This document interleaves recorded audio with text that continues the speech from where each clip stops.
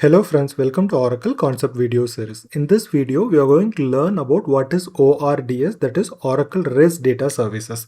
So we are going to learn about what is ORDS and what problem ORDS is trying to resolve.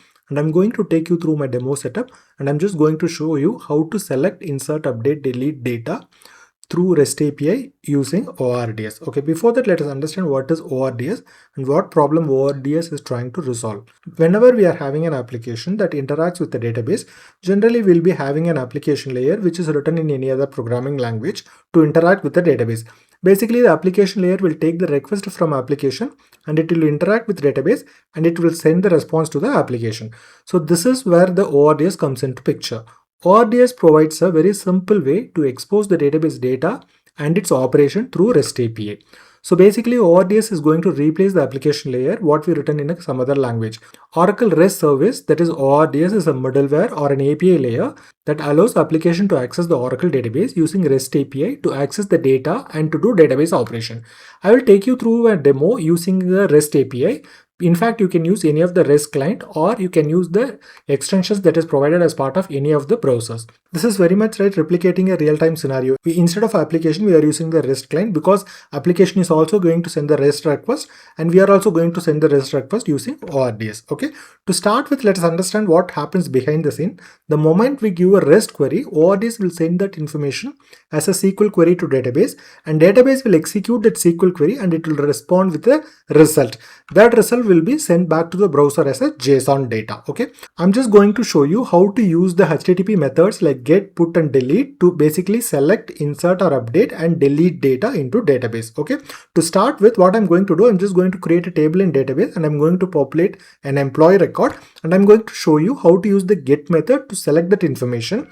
And then what I'm going to show you is I'm going to use a put method basically to insert or update a data into the database. So in this example, we are sending an information like Kavin, which will get inserted. If you send the same information, that is same employee with some other information using put method, then the employee Kavin's information will get updated. And finally, I'm just going to send the same information like Kavin as a part of delete method so that that information will get deleted. Okay. So this is what we are going to learn. Just to give you a quick recap, we are going to use the HTTP methods like get, put and delete basically to select, insert, update and delete the data. Okay. With this information, let's start with the demo.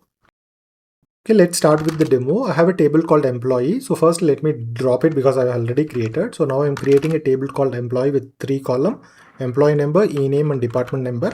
I'm populating one employee information into this table. Let me commit the changes.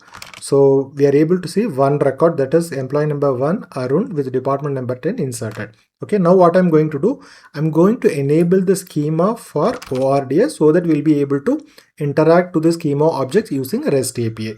Same way, I'm enabling the employee table for REST so that we'll be able to interact with the data of this employee table. So these are the basic information we need to do. So with this, we will start the REST API. Okay. To start the REST API, we need to invoke this command. Probably I will talk about installation and configuration in a separate video. Okay. Once you invoke this command, the Oracle REST data services will get initiated and the server will be running. So from this point, we'll be able to access the data using a REST API. Okay. Now let me show you how to access using REST API. Probably you can use any of the REST client or almost all the browsers are having a extension to access it. First, let me use a get method to select the informations in the table. Now, if you can see here, we have one record employee in the table.